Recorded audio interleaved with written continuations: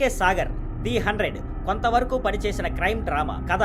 విక్రాంత్ కొత్తగా జాయిన్ అయిన IPS officer. అతను ఒక హై ప్రొఫైల్ రాబరీస్ మర్డర్స్ కేసును ఇన్వెస్టిగేట్ చేస్తాడు. ఆ కేసులో ఒక ప్యాటర్న్ గమనిస్తాడు. ఆర్టీకి ప్రమాదం కలిగిన తర్వాత పెద్దవాళ్ళు ఇందులో ఉన్నారని అతనికి తెలుస్తుంది. తరువాత మధు ఎంట్రీతో కేసు మరింత మిస్టరీగా మారుతుంది. ఆమె ఎవరు, ఈ కేసుకు ఏం లింక్, విక్రాంత్ ఎలాంటి సమస్యలు ఎదుర్కొంటాడు అన్నవి సినిమాలో తెలుస్తాయి. Positive points: RK Sagar police పాత్రలో బాగా నటించాడు. యాక్షన్ ఇన్వెస్టిగేషన్ సీన్స్ లో తన టీవీ అనుభవం కనిపిస్తుంది. బిషా నారంగ్ బాగుంది. విష్ణుప్రియ, ధన్య బాలకృష్ణ కూడా రెండో భాగంలో బాగానే చేశారు. కొంతమంది క్యారెక్టర్ సపోర్ట్ గా నిలిచారు. ఇన్వెస్టిగేషన్ సీన్లు కొన్ని చోట్ల బాగున్నాయి, కొన్ని ట్విస్ట్ కూడా ఉన్నాయి. నెగిటివ్ పాయింట్స్: సినిమా స్లోగా సాగుతుంది, అందువల్ల కథలో ఉండాల్సిన టెన్షన్ తగ్గిపోతుంది. రొమాంటిక్ సాంగ్ ప్లేస్మెంట్ సన్నివేశాన్ని నిలిపివేసింది. కొన్ని సీన్స్ ఫేక్ గా అనిపిస్తాయి. విలన్స్ కాస్టింగ్ బాగుండేది. క్లైమాక్స్ లో మెసేజ్ ఇచ్చిన సాధారణ ముగింపుతో ఉంది. టెక్నికల్ గా డైరెక్టర్ రాఘవ ఓంకార్ మంచి కాన్సెప్ట్ తీసుకున్న ఎడ్యుకేషన్ లో బలహీనత కనిపిస్తుంది. బీజిఎం ఓకేగా ఉంది, ఒక పాట బాగుంది. ఎడిటింగ్ లో ఇంకాస్త ట్రిమ్ చేసి ఉంటే బాగుండేది. సినిమాటోగ్రఫీ, ప్రొడక్షన్ విలువలు okay.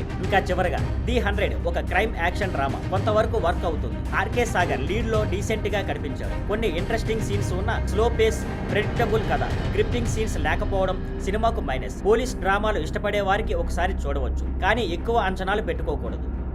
Thank you for watching. Please like, share and subscribe.